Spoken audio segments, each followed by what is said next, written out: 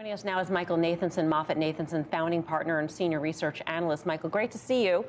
You got a buy rating on Disney. Part of Peltz's argument is that Disney should achieve Netflix-like margins of 15% or even more. Is that achievable in your view? Yeah, that's the crux of the debate. We don't have enough information on Disney's streaming business to get there, but in theory, Disney has advantages that Netflix does not have. They have library content, they have kids content that works globally, they have franchises, they own ABC, the networks. They should be able to get into that range, and I think that the investment community is really not believing that's possible, and therefore the Disney company needs to put more emphasis on how they'll get there. And I think that's, to me, when I listen to his arguments, that's the crux of the debate, in my view, of what people need to hear more of in streaming profitability. And you say that Disney needs to have a better streaming narrative in order for the stock to get basically out of its own way. I mean, it's amazing to think that we're at levels seen during the heart of the pandemic when parks were absolutely shut down, Michael. I mean, it's what in your view, when you talk to investors every day, what is gotten investors so skeptical of this story? Okay, it's good. It's a great question. It's just lack. If you think about the pandemic, the stock actually, it was in 90. Then it went to 180, right? And the difference between 90 and 180 was belief that streaming was going to be a good global business, right? That they would be a number two to Netflix. The investment community has no faith in streaming. They don't know what to think of it. There's no guidepost about long-term profitability. The strategy is a work in progress because they're going to own all of Hulu. They own all of Hulu. How does Hulu integrate with Disney Plus? So the problem is that there's just no faith about where this business is going, and there's no belief that this business could be anywhere near Netflix's value. And until people have more information, they're not putting a multiple on it.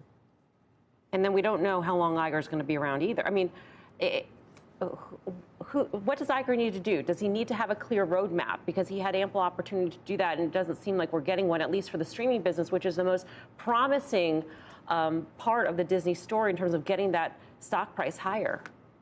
Yeah, there's a lot of fires that had to be put out in the past year, right? We've been saying for a long time that their pivot to streaming under Chapek didn't make sense. They started to make more and more regional content. They never raised prices. They were slow to raise price. They have to undo a lot of that damage. But there were fires on the content side. The linear, as you know, from all the other analysts, is falling apart.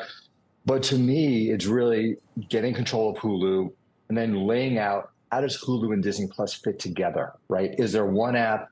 Is it integrated? What do you do about international? There's a story that they're going to divest India, or at least create a JV.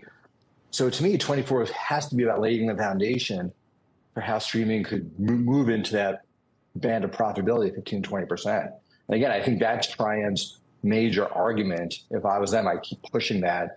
And I think that's where they could get reception from investors is, they need to lay out a view of how to get there. And that, to me, is what gets move the stock into the 120s, 130s. Yeah, but Michael, what's interesting about it is, as you frame it, it's not as if here are the two obvious answers or three obvious answers that the company and the board are ignoring right now. You know what I mean? So Nelson Peltz can say they have to put more money into the parks. It's just a tough thing to say. They have to prove that streaming scales, or at least you can get the costs right. It's fascinating that, I had thought that during the strike shutdowns, maybe everyone has a chance to step back and say, just what's the right amount to spend on new content here? Can we possibly just navigate towards spending less? And now you see that maybe subgrowth just doesn't happen without a constant flow of new stuff. So that's a tough fix.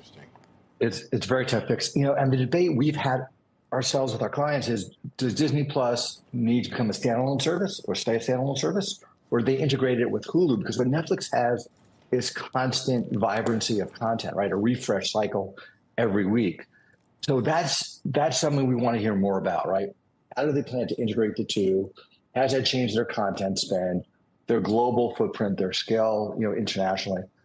These are all questions that really need to be answered in 2024. Michael, one of the things that needs to be answered, Nelson Peltz complaining about Iger's pay package. $31.5 million, I think, was the number he used. Is Iger overpaid? Is the pay package misaligned when it comes to incentives? Look, if you look at his comp group, right, his competitive set, that's what entertainment media executives get paid. I would say, and I'm a fan of Bob Iger. We upgraded the stock when he came back a year ago. First admit it's not been a good call. In media executives, and I've come to learn this, have different abilities to drive value. It's content, it's M&A decision making, it's leadership of a diverse set of people. I look at the comp group of people who get paid in the same range.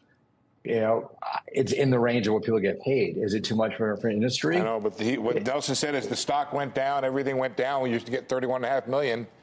I don't know. Seems like an argument to me. Yeah, the argument clearly is, look, this has been an underperformer for multiple years, that the company needs to articulate a vision that resonates with the street, and we've not heard yet. And to me, it's about streaming.